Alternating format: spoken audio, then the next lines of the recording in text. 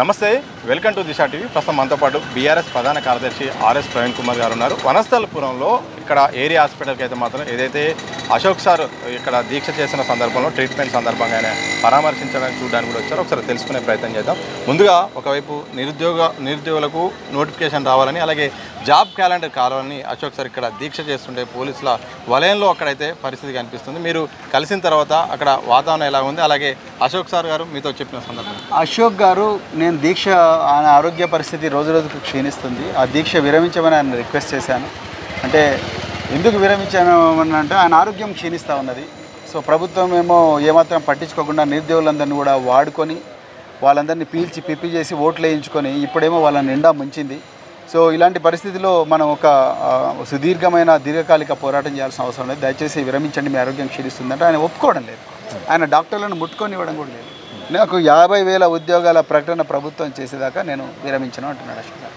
So మీరు మాట్లాడిన క్రమంలో కూడా ఆయన నుండి వచ్చిన వర్షన్ ఏంటి? ఆరోగ్యం విషయం కంటే ఆయన పట్టించుకోవడం లేదండి, అస్సలే పట్టించుకోవడం లేదు. నాకు 50,000 ఉద్యోగాల ప్రకటన అంతవరకు నేను విరమించను అని చెప్తున్నాను. మీరు కూడా చాలా సందర్భాల్లో కూడా జాబ్ నోటిఫికేషన్ కూడా అడిగారు, అలాగే లైబ్రరీ దగ్గర కూడా వెళ్ళే ప్రయత్నం చేశారు. ప్రభుత్వానికి ఏ అంశాన్ని మీరు చెప్పదలుచుకున్నారు? క్యాలెండర్ విషయంలో కానీ, నోటిఫికేషన్ విషయంలో కానీ? ప్రభుత్వానికి మీరు తప్పకుండా జాబ్ క్యాలెండర్ ప్రకటించాల్సిందే. అదేవిధంగా జాబ్ క్యాలెండర్ ప్రకటించడమే మాత్రమే కాకుండా ఆ విద్యార్థులు కోచింగ్ అయ్యే ఏవైతే కోచింగ్ సెంటర్స్ ఏవైతే ఉన్నాయో, కోచింగ్ సెంటర్స్ కానీ మానిటరీ సపోర్ట్ కానీ ఇవన్నీ కూడా ఇవ్వాల్సిందే. అదేవిధంగా గ్రూప్ 1లో ఏవైతే అవకతవకలు జరిగినాయో అవకతవకల మీద న్యాయ విచారణ జరగాల్సిందే.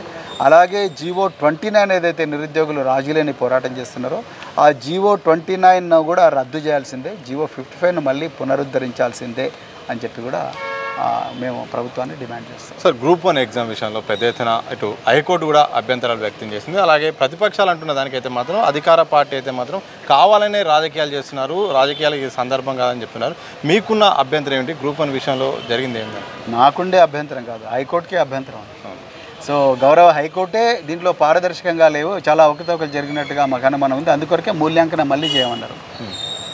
మేము నిరుద్యోగులు చేస్తున్న పోరాటాన్ని మొదటి నుంచి కూడా 2024 నుంచి కూడా మేము ఆ పోరాటాన్ని సమర్థిస్తూనే ఉన్నాం. సుప్రీంకోర్టు దాకా కూడా వాళ్ళు పోరాటం చేస్తే వాళ్ళకి సపోర్ట్ చేశాం.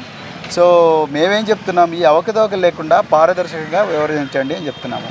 అదేవిధంగా కొంతమంది మంత్రులు డబ్బులు తీసుకొని ఉద్యోగాలను బేరాలకు పెడుతున్నారన్న ఆరోపణలు వెల్లువెత్తుతున్నాయి. వాటి మీద కూడా న్యాయ విచారణ జరిపించండి అంటున్నాం. ఒక్కొక్కరు 3 కోట్లు 4 కోట్లు అని రేట్లు చెప్తున్నారని అంటున్నారు. ఈ సంగతి ఏదో తేల్చండి అని కూడా మేము చెప్తాం. ప్రభుత్వం నుండి కూడా త్వరలో ఒక కామెంట్ వస్తుంది తప్ప దానికి ఒక నిర్దిష్టమైన డేట్ కూడా రావట్లేదు. మళ్ళీ అంతా సిద్ధమవుతుంది, నోటిఫికేషన్ రాబోతుంది అంటారు, కానీ కార్యరూపం దాల్చట్లేదు. ఏం చెప్తారు దాన్ని? ప్రభుత్వము ఎలక్షన్ల నోటిఫికేషన్ తీసుకురాలేకపోతున్నారు. స్థానిక సంస్థ ఎలక్షన్ల నోటిఫికేషన్ తీసుకురాలేకపోతున్నారు. సో వాళ్ళు ఉద్యోగస్తుల నోటిఫికేషన్ తీసుకొస్తారని నేను అనుకోవడం లేదు. అంటే ప్రభుత్వానికి ఇంట్రెస్ట్ లేదు. బేసిక్గా ఏంటంటే రేవంత్ రెడ్డి గారికి ఆ రోజుకు ఆ మాట మాట్లాడి నెక్స్ట్ డే మళ్ళీ ఇంకో మాట మాట్లాడడం అనేది పూర్తిగా అలవాటు అయిపోయింది. ఏమైనా ఇంకెక్కువ మాట్లాడితే అటెన్షన్ డైవర్ట్ చేస్తున్నాడు. సో లేకపోతే అక్రమంగా పోలీసుకి పెడుతున్నారు, పోలీసు నిర్బంధంలో మొత్తం కూడా అణిచివేస్తున్నాడు. అందుకొరకు ఈ ప్రభుత్వం నుంచి ఎంతో పెద్దగా అవుతుంది అని అయితే నాకు పెద్దగా హోప్ లేదు. కానీ నిరుద్యోగులకు ఈ విషయం తెలవాలి. ఒక వ్యక్తి తన ప్రాణ త్యాగానికి కూడా సిద్ధమయ్యాలా, మరి నేను చచ్చిపోయినా మంచిదే, నాకు నిరుద్యోగులకు న్యాయం జరగాలి అని ఆమరణ నిరాహార దీక్ష మొదలుపెట్టినట్టనే మీరు అర్థం చేసుకోవాలి. సో ప్రభుత్వం దాని తీవ్రత గ్రహించాలని చెప్పి నేను కోరుతున్నాను. సో చివరిసారి చెప్పండి, ప్రభుత్వానికి మీరు చేసే సూచన కానీ డిమాండ్ ఏంటి? అలాగే ఈ సందర్భంలో నిరుద్యోగులకు ఇచ్చే భరోసా బీఆర్ఎస్ పార్టీ నుండి కానీ మీ తరఫున? బీఆర్ఎస్ పార్టీ నిరంతరం కూడా నిరుద్యోగుల పక్షాన్నే ఉంటుంది, నిరుద్యోగుల కోసం పోరాడుతూనే ఉంటుంది. అది ఎక్కడైనా కూడా పోరాడుతుంటే గ్రూప్ 1 అయినా, గ్రూప్ 2 అయినా, గ్రూప్ 3 అయినా, లేకపోతే మిగతా స్పెషలైజ్డ్ ఎగ్జామినేషన్స్ అయినా, లేకపోతే డిఎస్సీలైనా, కానిస్టేబుల్ ఉద్యోగాలైనా, లేకపోతే ఇంకే ఉద్యోగాలైనా కూడా ప్రభుత్వ అయినా ప్రైవేట్ అయినా ఈ ఉద్యోగాలంతా కూడా నిరుద్యోగుల న్యాయమైన హక్కుల కోసం బీఆర్ఎస్ పార్టీ నిరంతరం పోరాడుతూనే ఉంటుంది. ప్రభుత్వానికి నేను ఇచ్చే సలహా ఏంటంటే పంతాలకు పోకండి దయచేసి. ఒక వ్యక్తి ప్రాణాలు ప్రమాదంలో ఉన్నాయి, అందుకొరకు అతను హయ్యర్ సెంటర్కు గాంధీ కానీ లేకపోతే ఉస్మానియా కానీ నిమ్స్కు షిఫ్ట్ చేయండి. అదేవిధంగా ఒక గ్రూప్ ఆఫ్ మినిస్టర్స్ని పంపించి 6 ఎమ్మెల్యేస్ని పంపించి ఆయన డిమాండ్లు అర్థం చేసుకొని ఈరోజు సాయంత్రం కల్లా 50,000 ఉద్యోగాల ప్రకటన ఇవ్వమని నేను ప్రభుత్వాన్ని thank you very much. So మొత్తంగా ఎప్పుడైనా నిరుద్యోగుల పక్షాన బీఆర్ఎస్ ఎప్పటికీ ఉంటుంది, తప్పకుండా వాళ్ళ తరఫున పోరాడుతున్నాం. అయితే అశోక్ సార్ ఇప్పటికైనా దీక్ష విరమిస్తే బాగుంటుంది, ఎందుకంటే ఆయన ఆరోగ్యం క్షీణించింది. దీంతోపాటు ప్రభుత్వం కూడా పంతానికి పోకుండా ఇప్పటికైనా ఒక గ్రూప్ ఆఫ్ మినిస్టర్స్తోనైనా ఇప్పటికైనా మాట్లాడి త్వరగా ఈ యొక్క సమస్యకు పరిష్కారం వచ్చేలాగా చర్చల ద్వారా పరిష్కారం అయ్యేలాగా దీక్షను విరమించేలాగా ప్రభుత్వం ముందడుగేయాలి. అలాగే త్వరలో నిరుద్యోగులకు జాబ్ నోటిఫికేషన్ ఇవ్వాల్సిన బాధ్యత కూడా ఉందని కూడా బీఆర్ఎస్ ప్రధాన కార్యదర్శి ఆర్ఎస్ ప్రవీణ్ కుమార్ గారు స్పష్టం చేసిన సందర్భం కనిపిస్తుంది. మసంతో సతీష్ దిశ టీవీ హైదరాబాద్.